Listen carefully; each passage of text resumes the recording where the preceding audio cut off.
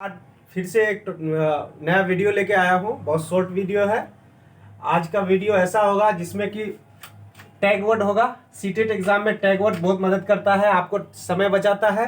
Tag word के सहारे आप क्वेश्चन को बिना पढ़े ही आप उसका उत्तर दे सकते हैं और समय भी बचा सकते हैं।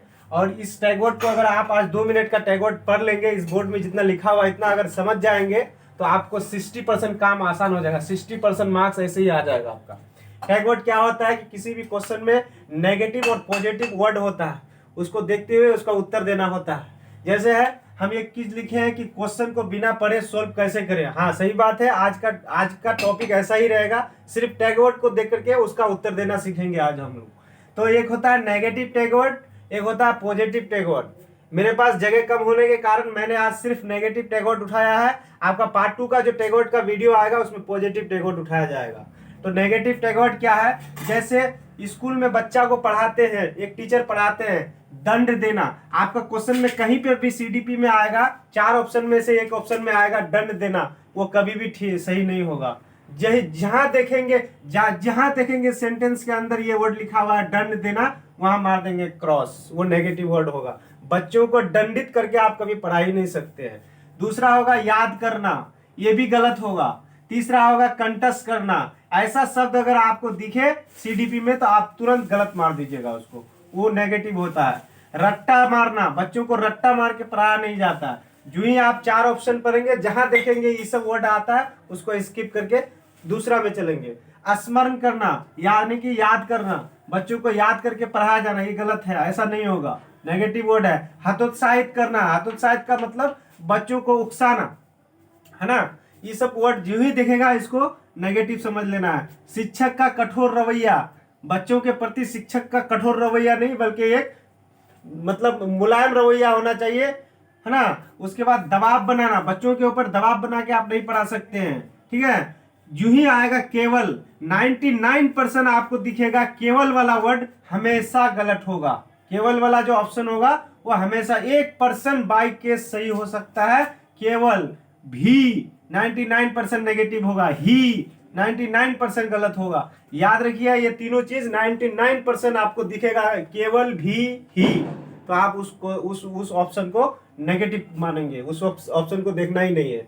तीसरा है लैंगिक भेदभाव। आप क्लास में बैठा करके बच्चों के साथ लैंगिक भेदभाव नहीं कर सकते कि ये लड़का है तो ज्यादा तेज है, ये लड़की है तो कम तेज है, ये लड़का है तो ज्यादा प्यार से पढ़ाएंगे, ये लड़की है तो, ऐसा लैंगिक भेदभाव बिल्कुल नहीं करना चाहिए। ये भी क्या है? एक नेगेटिव टैग वर्ड है, लैंगिक भेदभाव, इसको तो बता दिए।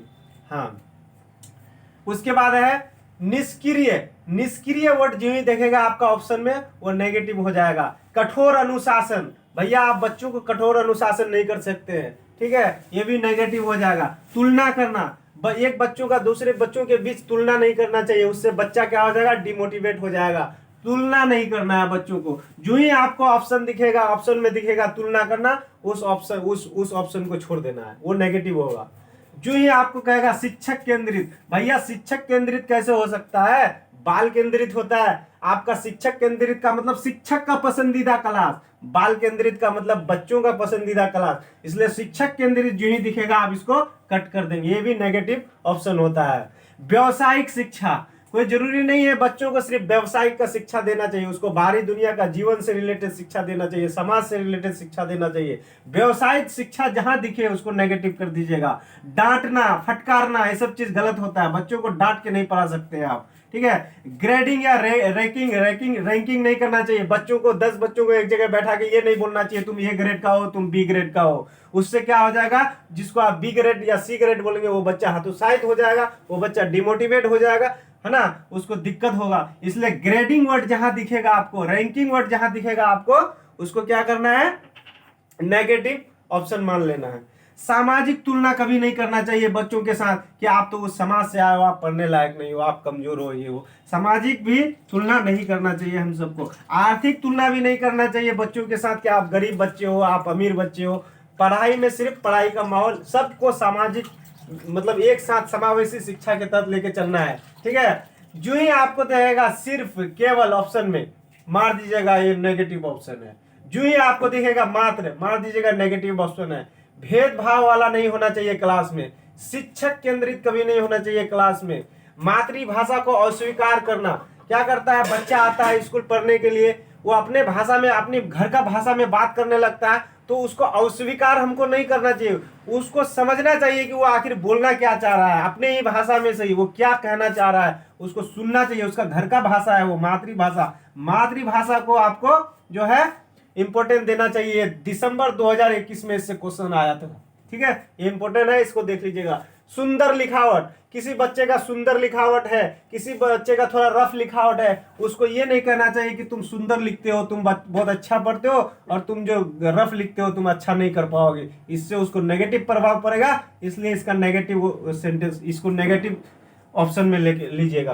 पाठ्य पुस्तक पर ज्यादा बल देना, ऐसा नहीं है। बच्चों को पढ़ाते समय सिर्फ पाठ्य पुस्तक पर ज्यादा बल नहीं देना चाहिए, उसको समाज का उदाहरण देना चाहिए, क्लास में बैठे माहौल का उदाहरण देना चाहिए, घर का उदाहरण देना चाहिए, उसकी निजी जिंदगी का उदाहरण देकर के उसको पढ़ाना चाहिए, न कि सिर्फ पाठ्य पुस्तक पर बल देना चाहिए।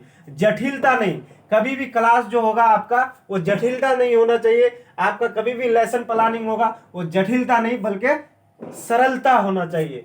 तो आज का क्लास में जो इतना सारा वर्ड था ये बहुत इंपॉर्टेंट वर्ड है। आपका 70 से 60% क्वेश्चन सॉल्व हो जाएगा इतना वर्ड को अगर आप समझ लीजिएगा।